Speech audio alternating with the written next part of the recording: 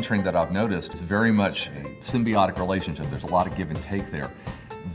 Most people who are willing to mentor with you are very willing to share their knowledge and their expertise and their wisdom with you, but they're expecting you to step up too and actually engage with them because they don't know what you need necessarily. I think a lot of times we have this idea that a mentor is a very, formal thing, and I think it's really just a friendship that's, enhanced with a professional tone to it.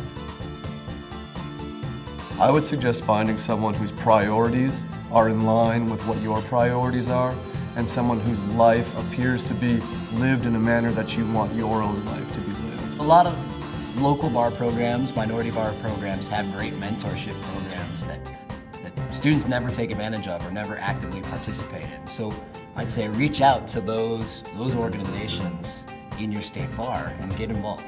This might be a method for social media, trying to find former alumni that went to your undergrad or that from maybe just via mutual friends. A mentorship sort of starts to develop with people that you have good connections with.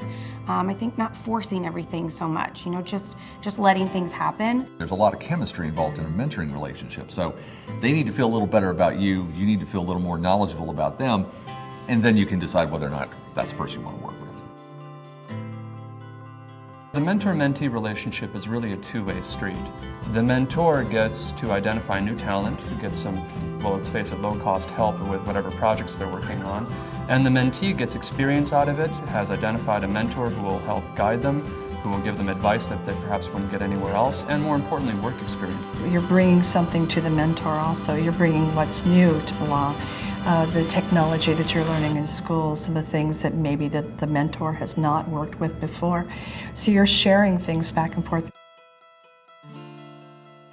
Mentee brings questions and then an eagerness to learn. I think, a lot of times if you are willing to listen and you show an enthusiasm and you really show genuine interest in what they have to say, you'll get a lot more out of it. Being very appreciative of anything your mentor can give you, because you have to realize that in this day and age, everyone's busy, so everyone's time is extremely valuable, especially for attorneys. I mean, their time is their money. If you build a personal relationship and you actually give part of yourself to them as well, that's really important because they'll think of you more as a person, as a friend, less as a mentee.